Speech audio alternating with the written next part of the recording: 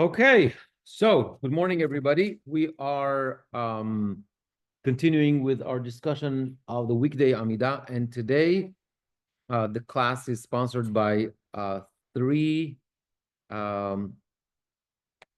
families: the Dula family, specifically Esther Dula, in memory of her husband Shlomo Steve Dula. We all remember him fondly. And Deborah and Robert Hadel in memory of Deborah's father, Henry Flagler, and by our own Miri Oren in memory of her brother, Ben Zion Shamir, Ben Mordechai. May all their memories be a blessing. So last week we discussed. We didn't get far with the Amidah. We covered the first blessing of 19. So today, that's what happens after one, usually to get to two. So today we're going to start with the second blessing. And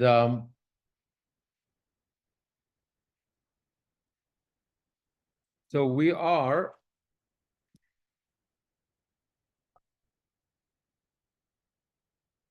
today we're with the Kohen Sidur, and we are on page 111. 111.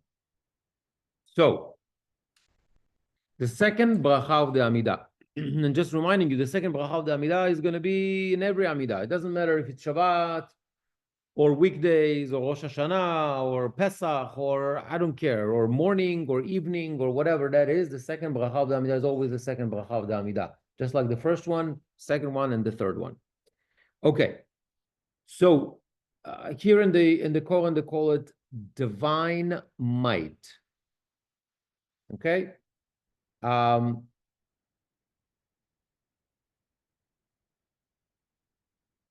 Let's see what it says in English. You are eternally mighty, Lord. You give life to the dead and have great power to save.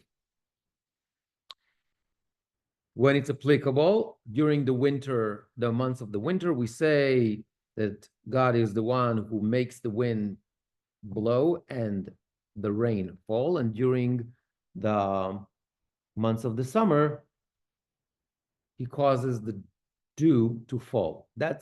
We're going to talk about that in a second. There's like different customs when it comes to that in a second. Then he sustains the living with loving kindness, and with great compassion revives the dead.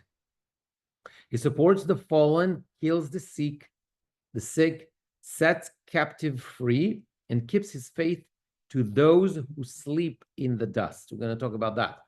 Who is like you, Master of Might, and to whom can you compare, O King, who brings death and gives life and makes salvation grow? Okay, then we have additions for the days between Rosh Hashanah and Yom Kippur. We're going to skip them for now. Faithful are you to revive the dead. Blessed are you, Lord, who revives the dead. Okay.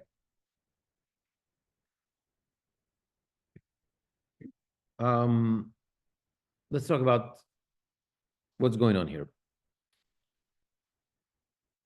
Oh, I like that footnote from Rabbi Sachs. Look at page 110 on the bottom. Blessing 2, divine might. The fivefold reference to the resurrection of the dead reflects the controversy between the Sadducees and the Pharisees in the late Second Temple era. Sadducees, Tzdukim and the Pharisees, Apurushim. The Sadducees rejected belief in resurrection. The Pharisees, whose heirs we are, affirmed that. Believe that those who died will one day live again is one of Judaism's great principles of hope set out in the vision of Ezekiel of the valley of dry bones that comes to life once more. Jews kept hope alive. Hope kept the Jewish people alike. I want to talk about that for a second. I should have brought it. I just recently read a very interesting article about this particular bracha, written by Rabbi Yitzhak Greenberg. Some of you maybe heard that name before. God willing, I'll bring it next time. It's an interesting blessing, and he talks about that. Rabbi Sachs talks about this debate between the Tzukim and the Perushim about the theological concept of the resurrection from the dead, but it's actually goes even beyond the Jewish faith. There was at that time, something is wrong with that hot water thing. Something is leaking there. Just see if you can jiggle the handle or something. Okay, great. Thank you. How you call them, it's an ancient religion that was covered like pretty much most of the world known at that time, the Zoroastrian, whatever. Okay, so there was like a part of that stuff is also against other religions that, like the Zoroastrian, whatever their name was, in a similar way that we saw in the Mahir La'aretz, in the Yotzer, Oseh Shalom Uvoreh et Hakol, that was some sort of a declaration in faith in one God, that is the God that, yes, both good and bad. You remember that? You don't know what I'm talking about. Okay, let's go back to page 89 for a second. Just correct. Yeah. So page 89, the beginning of the bracha, the first bracha before the Shema. Okay? The first bracha before the Shema, in the Shema unit, starts with Baruch Atah Hashem Elokeinu melech haolam yotzer or uborech Oseh Oseh Shalom v'et hakol. Blessed are you, Lord, who forms light and creates darkness, makes peace and creates all. That particular bracha is adaptation on a very famous pasuk from Isaiah. Okay, from Isaiah.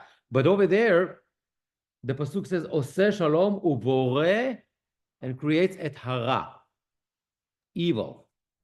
So the rabbis actually changed ra into hakol. But why it was important to put that stuff over there? Because it was a declaration against dualism. This idea of other religions, among them the Zoroastrian, whatever, that believed in dualism. And the main concept was, if God is all good, exactly. It's not a question, no answer. No, not from that perspective, from a different perspective. If God is all good, and it is a fact that we have evil, then it means there's more than one God. There's the God of good and the God of evil. That was the belief. Okay? And against that, the Chachamim comes and say, no, uvoreh et hakol. God is the creator of everything. Yes, bad too. Everything comes from God. Okay? Okay, back to where we are. What? Poor job? God was, we discussed that actually. God was not interested in a perfect world. Okay, God created the world, gave it to us, human beings, to perfect it and to continue advancing. What we do with that, it's a different story. But this is where we're supposed to be. If God had created a perfect world and created us incapable of doing bad, then we had no role. What? To have children and die? People maintain the world in a good way. Part of the reason why we're able to advance the world is because we know what is the flip side. We know what's bad. We know what's evil. We know what could go wrong. And the hope is that we will continue to advance it and do good things, advance it in the, let's call it, positive way, whatever that means. But part of our definition of what is good and what is positive stems from the fact that we do know also what is bad. If we didn't know what's bad, what's evil, what's wrong, we wouldn't know how to continue. It's a philosophical idea. Come on, guys. We're not. Toda lechava, maybe. Things definitely started back then.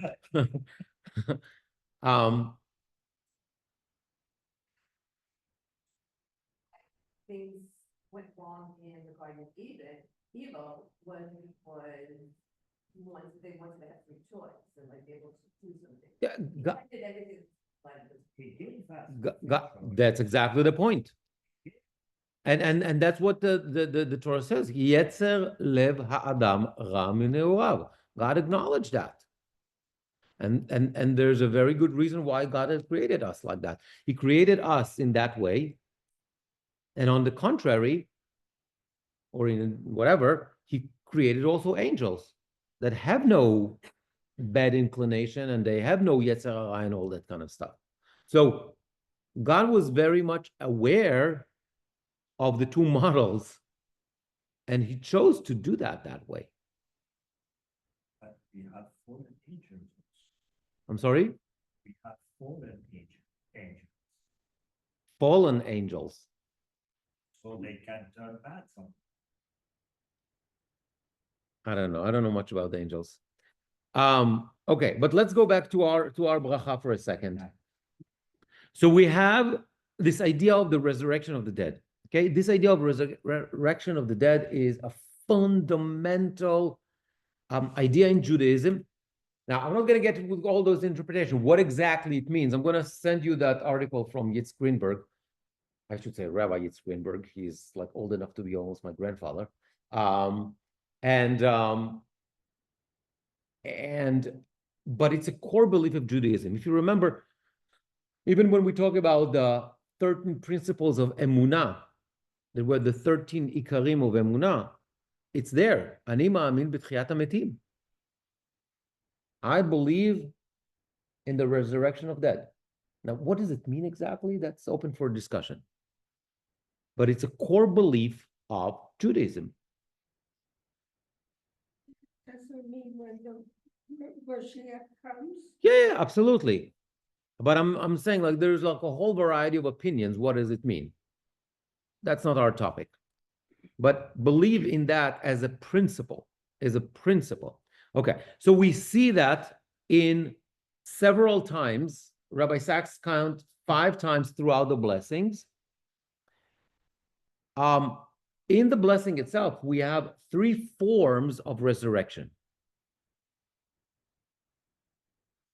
Not in the blessings. We in Judaism, we basically, in Judaism, we recognize 3 forms of resurrection. Okay, one is the real resurrection, like Ezekiel is talking about the dead. If you remember, those who learned Ezekiel with me, we talked about it a lot. That towards the end of the book, Ezekiel has a vision. I think it's chapter 38, as far as I remember, where he sees bones, old bones, calls them the dead bones, right? And God says, "Hatichyena atzamot ha'ele hatichyena." Can those bone can they be back to life? Can be, and Ezekiel says no. And you know better. So what? Yeah, it's a trick question. Why are you asking me?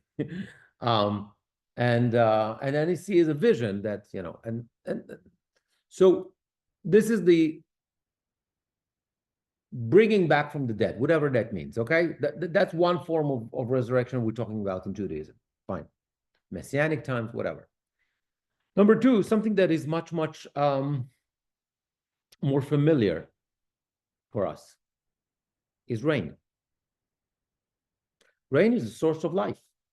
Water is the source of life. And this is exactly why the rabbis put that mentioning that God is the one who, how they call, makes the wind blow and the rain fall in these blessings. Because you have like a precipitation. What's the connection to the resurrection, right? Now we understand, okay? Because rabbis view that as a source of life. Okay, so that's something that we're familiar with. And number 3 is waking up in the morning. Waking up in the morning, Chazal telling us that that sleep is 1/60th of death.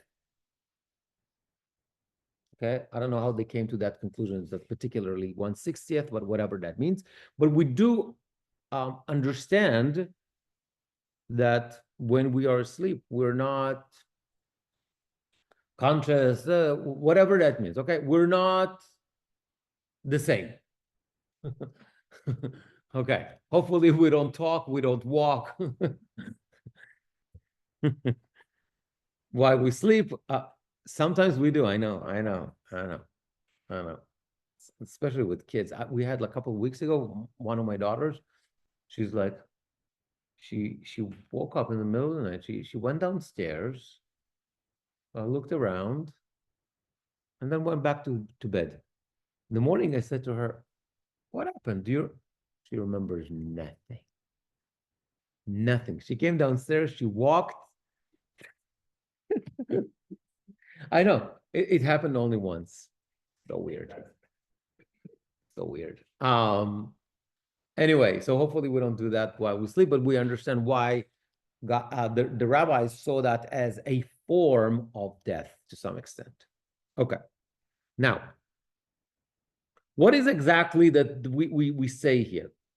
That God's power does not include only the living, but also the dead. God has the ultimate ability to revive, like to kill and to revive. And that's what we say. And this is why we use the word gibor, mighty. And that, but I think I said it many times. In Judaism, we focus on life. We don't focus on death, right? You can see it in so many aspects. Like, we spoke last week on some of the customs of funerals and Shiva and all that kind of stuff. You can see all that stuff and the way we deal with death in the Bible, especially in the Torah, as a source of tum'ah. Why? Because unlike other religions at that time, we sanctified life and not death. So look at the focus of what the bracha says. Mechalkel chayim bechesed. God sustains the living with loving kindness. Yes, he has the ability to revive the dead, but what does he do? He supports the fallen, heals the sick, sets captives free. The focus is on life. By the way, I was thinking about that. We in the last couple of parshiot we talked a lot about the role of the Kohen. And I was thinking about it. So Kohanim are not allowed to go to the cemetery, right? All that kind of stuff. They have the restrictions. Why? Because the Kohanim, what was their job? Right? The Kohanim didn't have a nachala. They didn't have their own land. They were scattered among the entire land of Israel. Why? Because these were the teachers in each community. And because they didn't have land, we had to give those trumot and maasot, like we had to give those donations of our crops and our fruit and whatever, all that kind of stuff. So this is how they make a living. Okay? So they were supported by the people, and in exchange, they provided a service.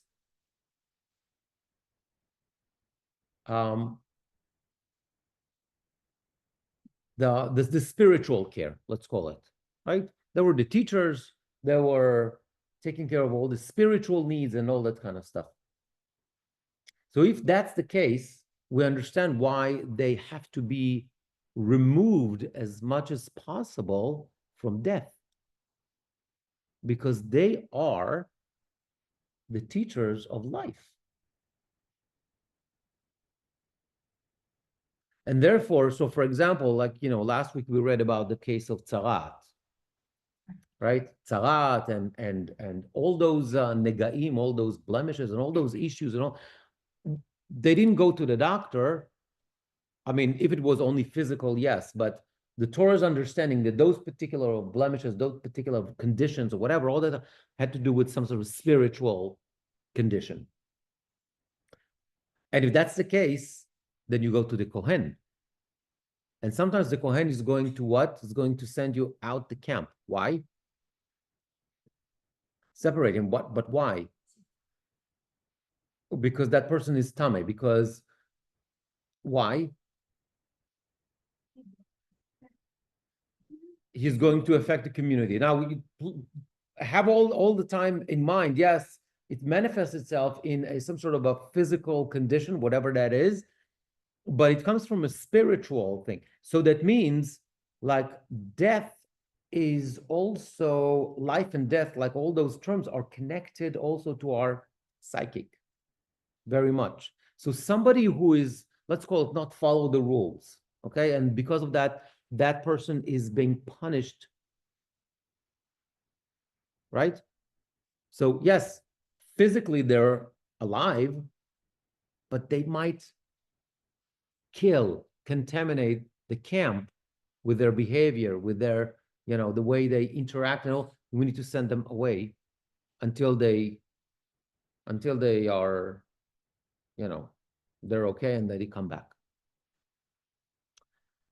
Why?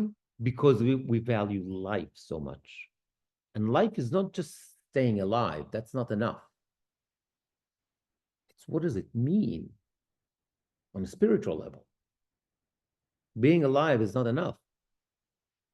I need to be alive spiritually as well.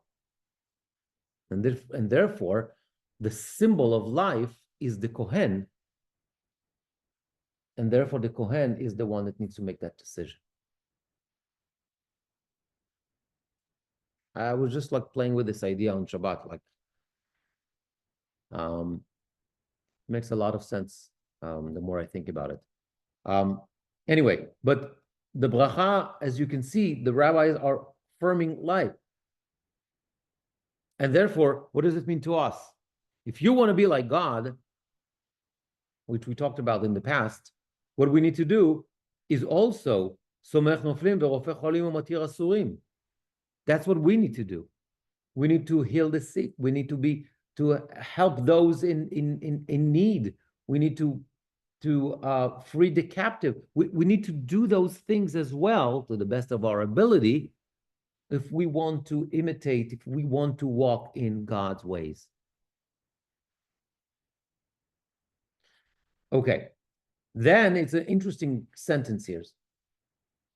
And keeps his faith with those who sleep in the dust. Who are those?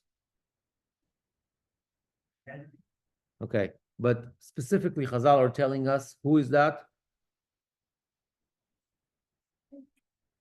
Patriarchs. These are patriarchs. Because these are the people that God gave them a promise. At least recorded. Right? God made a promise to them. So let's take it another step. God is keeping his promise to them. What is the promise? What was the promise? No, that they'll have many descendants. Who are no descendants? We are.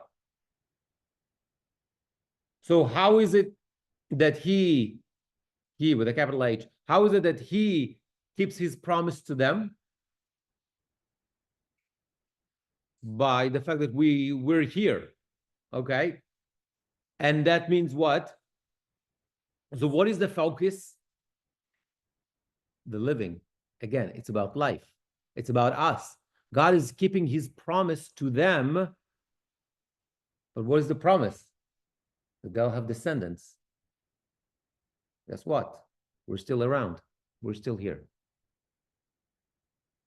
So it's all connected to actually to life. Okay.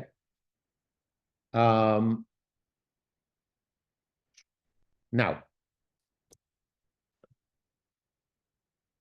interesting historical development. So when the reform movement, I would say it was like somewhere, I don't remember when. In the 20th century, though.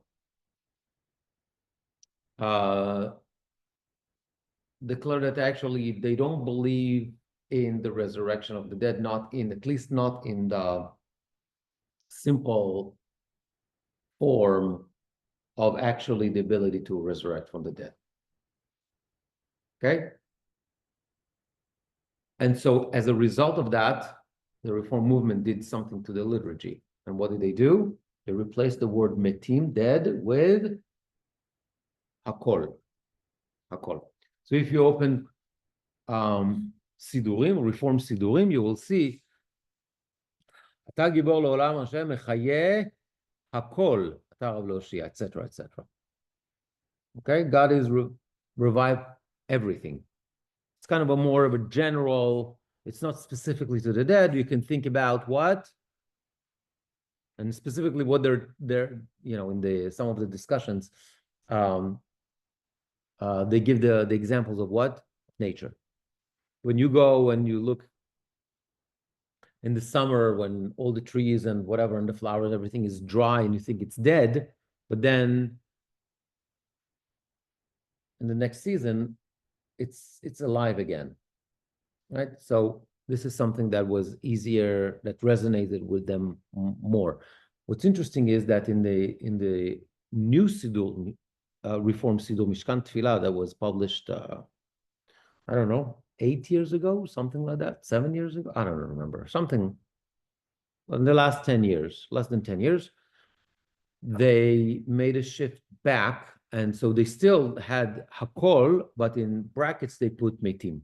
And that was a big deal for them to go back and actually acknowledge that.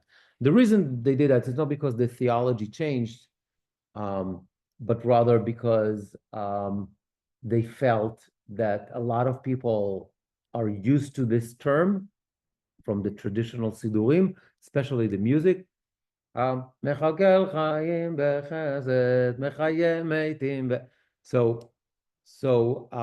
since a lot of people are used to that, and so they brought it back as an option. What's interesting is that in some of the reform sidurim, conservative sidurim, especially the new one, the Lev Shalem, they put in brackets now hakol. Why? Because there's a lot of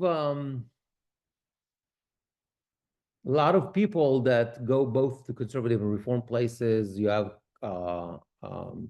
conservative and reform congregations that merge, and so they want people to feel comfortable, and so they include that as well. It's interesting on a social level. Anyway, so that's that. Okay, now what happens after the second blessing? On those times that we have a repetition of the Amidah, I'm just going to go back to that and let's just remind ourselves for a second. On Shacharit and Mincha and Musaf, we have a repetition of the Amidah. On Arvit, we don't have a repetition of the Amidah. Okay, a repetition of the Amidah, that means after everybody recites the Amidah silently, the Chazan repeat everything out loud. Why is that? because in the old days, not everybody knew how to read, not everybody knew how to. And so the rabbis felt, since it's now, back then, became an obligation. Okay, you're looking at me as like I'm missing a couple of steps. Okay, let's go back. Let's go back. In the Torah, we're talking about 2 daily offerings, morning and afternoon, not in the evening. Rabbis learned from that, from those off. Okay, forget about the rabbis in a second. What happened in the night? In the night, we had the burning of the leftovers. So there's something cooking all the time. Morning, it was the offering, the Tamid Shel Shachar. Afternoon was another offering, the Tamid Shel Ben Arbaim. And in the evening, it was the burning of the fats and the leftovers. Fine. Going back to the Talmud, the rabbi said, well, those are the 3 korbanot are going to be represented or parallel to our main tefillot of the day. The morning offering of the morning, the Tamid Shel Shachar, is parallel to Shacharit. The afternoon is parallel to Mincha, and the burning of the leftovers is parallel to the evening, the Ma'ariv, the Tefillah of Ma'ariv. Fine, so far so good. Now, since there is, okay, wait. Temple was destroyed. And we said that after the temple was destroyed, what happened was a major shift. The shift was from me fulfilling my obligation by giving the half shekel, and then the Kohanim are bringing the korbanot, and I'm done. It became now my obligation to daven. How, when, that's later discussion. Okay? Because there's no communal offering anymore. The Kohanim are not, temple is destroyed. I need to daven on my own, whatever that means. Fine. So the responsibility moved from the temple to the individual. So far, so good? Good. What happens now? Not everybody knows how to do that. Not everybody even knows how to read.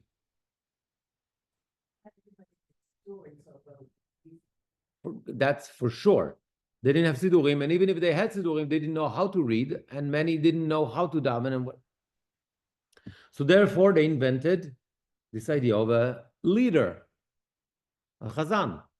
Okay, so the chazan repeats on behalf of the congregation or behalf of those who do not know how to daven, and by them saying amen, they fulfill their obligation. Okay, fine.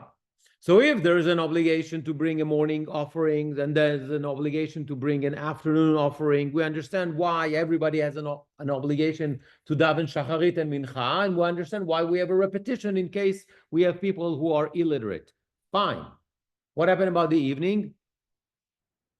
There is no obligation to bring an offering. There's no offering. What's the what? We have the burning of the leftovers. What if it was a slow day in the temple and there was no leftovers, or the leftovers were burned already throughout the day, not in the evening? So there's no fire. Okay, it didn't happen in reality, but like in theory, it could. And since there is no special offering for the evening, there is no special obligation to have a Ma'ariv service. And indeed, this Ma'ariv service started as a reshut, not as an obligation, but how you say reshut? An extra. What it was like a volunteer. It's a voluntary tefillah. That's how it started. Okay, if it's a voluntary tefillah, then what? I don't need to repeat it on behalf of those who are illiterate. Why? Because I don't have the obligation to start with. Now we understand why there's no repetition of the Amidah in Ma'ariv, only in the morning and then during Chakrit and in Mincha and Musaf.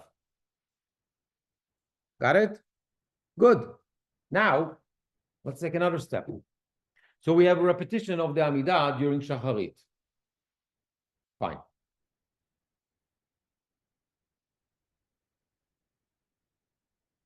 So when I daven on my own, it's a silent Amidah. It's a personal. It's a personal act. It's me talking to God.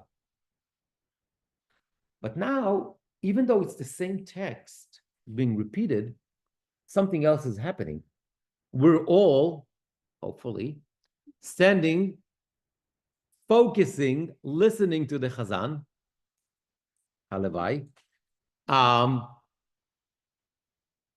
And when that happens, something very special on a spiritual level, let's call it, happens. We are functioning as a one unit. Yes, I get it. We're all Jews in different corners of the room, but we're all considered to be as one unit. And when we come as one unit, okay, we know that as a minyan, for example, something very special happens. A form of sanctity, a form of divine presence rests in the place. Okay? What do you do with that? We need to do something about that.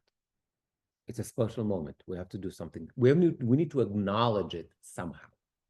How do we acknowledge it? That's the Kedusha. That's the next page. That's page 113. That's the Kedusha. And what do we do in the Kedusha? Well, we go to our sources and we say, well, we're going to well, remember, what happens is that the Shekhinah, the divine presence, is here. So that means we're saying, we're going to sanctify your name, God. Do we know how to do it? A little bit, tiny bit. Not much. But we do have, we spoke about that in a long time ago. We do have two sources of how it is done in the heavens by the angels. So we're going to mimic them. And we're going to do whatever we know that the angels are doing. Even if it's not the full thing, whatever we know, we're going to do. And that is the Kedusha. Okay? And with its two main verses, one from Isaiah and one from Ezekiel, we spoke about that a million times. That is the Kedusha, because these are the references, these are the, so to say, the testimonials that we have from the visions of those prophets of how it is done in the heavens. So because we come together as a one body, it triggers what we call the Hashra'at Shekhinah. It triggers this idea of the Shekhinah, the divine presence, rests here. And because of that, we need to acknowledge that in a way. And what is the way that we acknowledge it? It's the Kedusha. And therefore, we recite Kedusha. Okay? Yeah. Okay. So,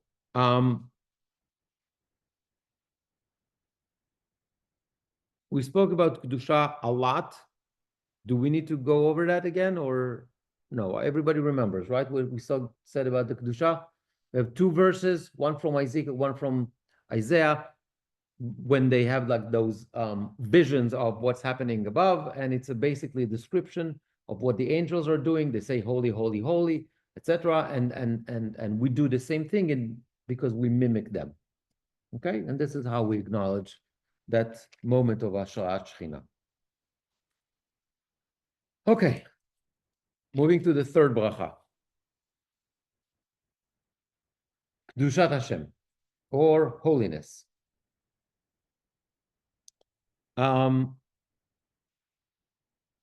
Let's read the English. Let's see what it means.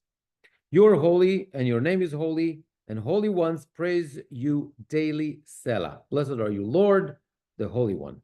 Now, just to put it in context, look, go back for a second to page 112.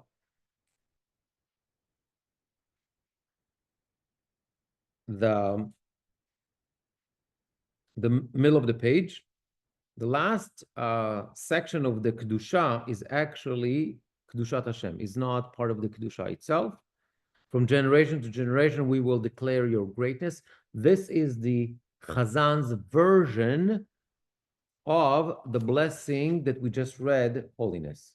So, in other words, from a technical point of view, what happens is when we recite Kedusha, at least in Nusach Ashkenaz, in the Ashkenaz Nusach, when we recite Kedusha, the third bracha, holiness, is being replaced with equivalent bracha by the Chazan, with the same theme. It just connects better to the theme of the Kedusha. And these are two Masorot, it's two traditions that we find in the Talmud.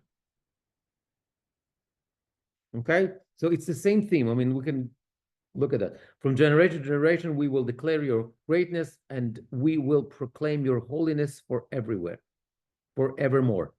Your praise, our God, shall not leave our mouth forever. For you, God, are a great and holy King. That's exactly identical to the other one. Blessed are you, Lord, the holy God.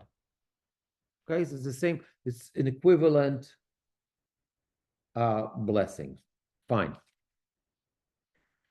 But what is going on in Kedushat Hashem? So let's take a look at page 115 in the footnote. Blessing 3, holiness. The threefold reference to holiness.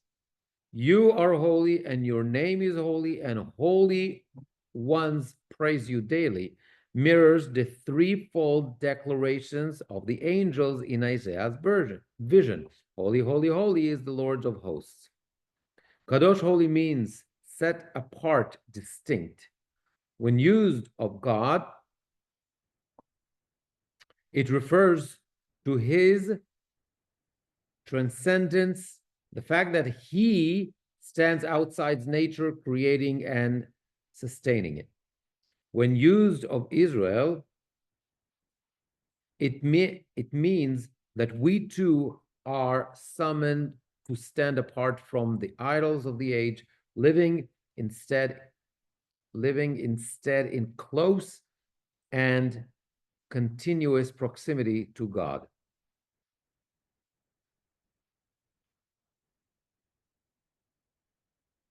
Okay, so you understand why the Kedusha is attached to the third bracha. It continues some of the themes, structure-wise, the threefold holy, Kadosh, Kadosh, Kedoshim, is connected to Kadosh, Kadosh, Kadosh that we recite in the Kedusha. Okay, so that completes the first unit of the Amidah. The first three blessings that never change. If you remember last week, we said that also the first unit of the Amidah is also called Shevach, praise. We said it's like Shevach, Bakasha, and Hoda'ah. We have the three themes of the Amidah: praise, petition or requests, and thanksgiving. So that completes the Shevach, the praise. So what we can assume is that from the next bracha, from the fourth one, Da'at, so 4 through 16, through 16 is going to be petitions, requests. Okay. But before going there, so we said, and the holy ones. Who are the holy ones? So machloket. The two interpretations. One is the angels, and the other one is us.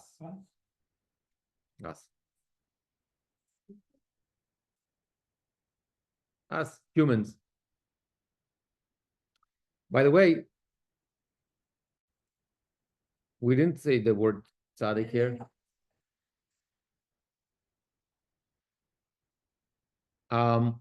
There's a piyut on Rosh Hashanah. Now I'm blanking.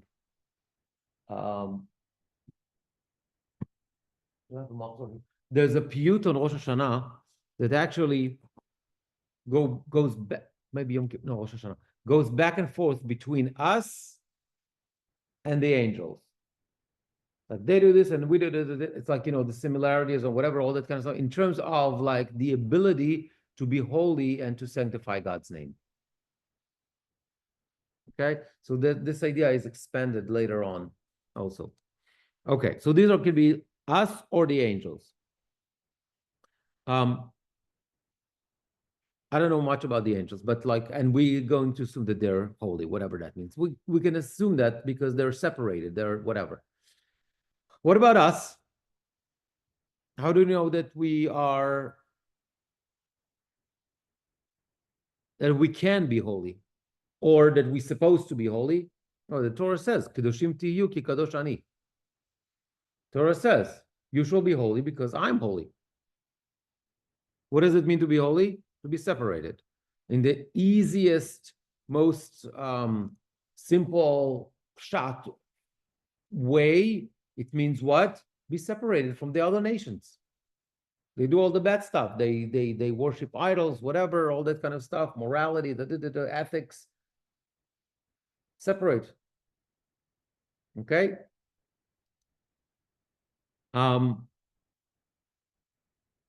But there's another level. There's another level. Something that perhaps resonates with us a little bit more today in 21st century, when we're not really among the idol worshippers and stuff like that. And most of the Western world, at least, is whatever. So what is it? We're supposed to be separated from evil. You're on the right track. So the Hasidic masters actually talk about be separated from your Yetzer Hara, from your evil inclination. Try to separate yourself from it.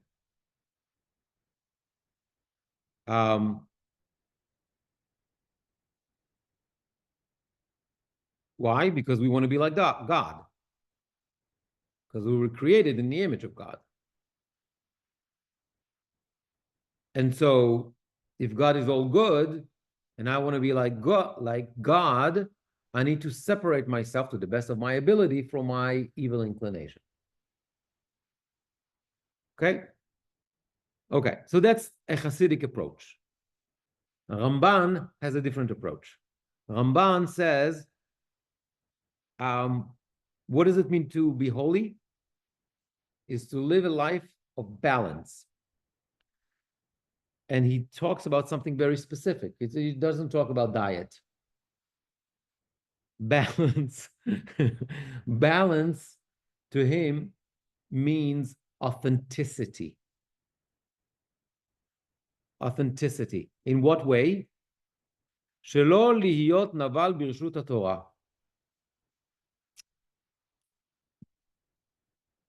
נבל ברשות התורה, how you translate it even?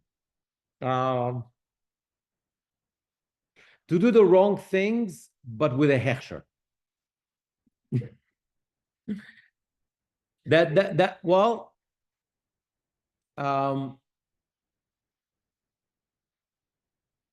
So the Talmud talks about the easiest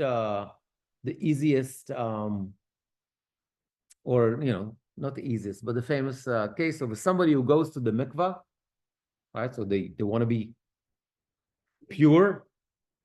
No, nothing to do. Mikvah is not going to get you clean. Definitely some of the mikvahs I went to didn't get you clean at all. Maybe from a spiritual point of view, but no, not clean. Yeah, that's I think that's going to be a different story when we're not recorded. So the Gemara talks about somebody who went to the mikvah, but while they're in the mikvah, they're holding a sheretz. They're holding like whatever, a mouse or something like that. So they are supposed to be pure physically, whatever, but they're still holding the source of whatever is made them impure. So it's kind of like not really happening. Okay. I'll give you something that can resonate with us better.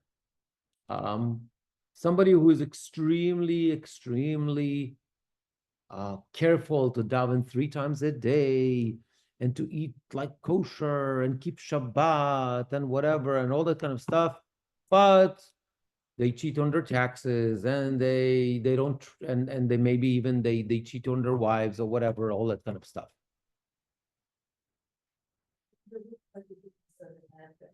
Of course it happens. Yeah. Okay. Stuff like that happens all the time. So this is a naval b'reshut haTorah. I do everything that Torah tells me to do. Okay. So you need to live a life of balance, of authenticity, and this is what the Rambam calls kedusha. That's what the Rambam refers to as holiness. Actually, I was totally wrong. I'm looking now at my notes. He's not even talking about that. That's not even naval b'reshut haTorah. What the Rambam is much more specifically. Wow, this is good. I don't remember even writing that, but apparently I wrote that a long time ago.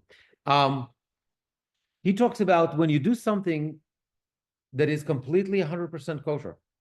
God forbid, he's not talking about like somebody who is cheating or whatever. And then he's talking about, for example, somebody who eats.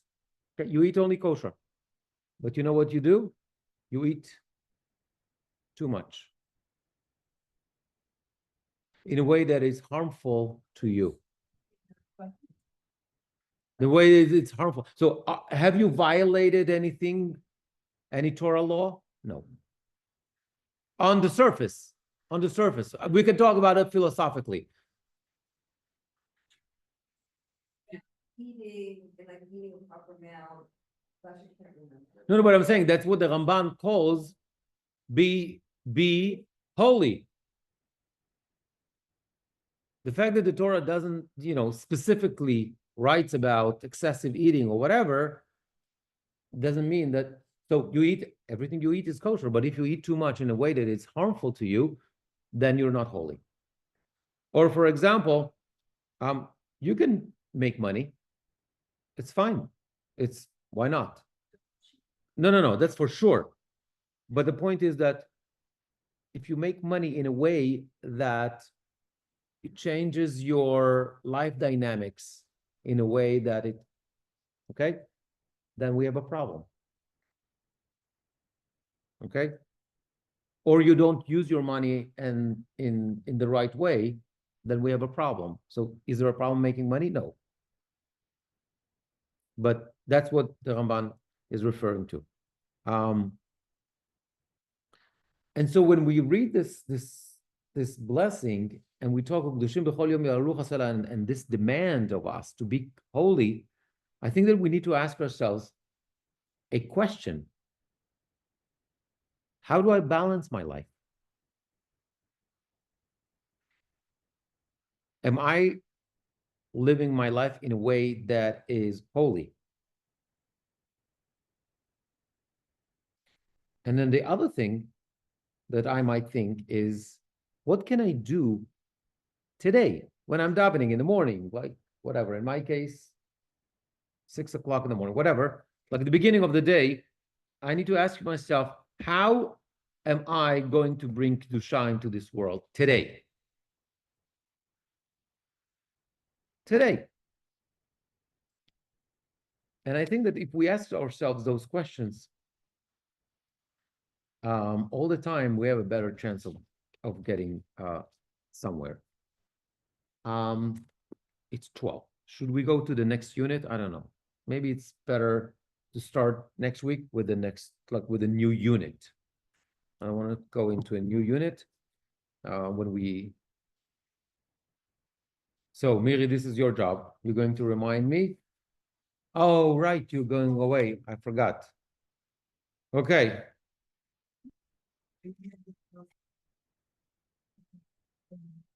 Okay. We're going to try to remember that everybody is going to be our job. We're starting from the 4th bracha, from that next time. Yeah, 4th bracha of the Amidah. Okay, so next week we will meet same time and the same place.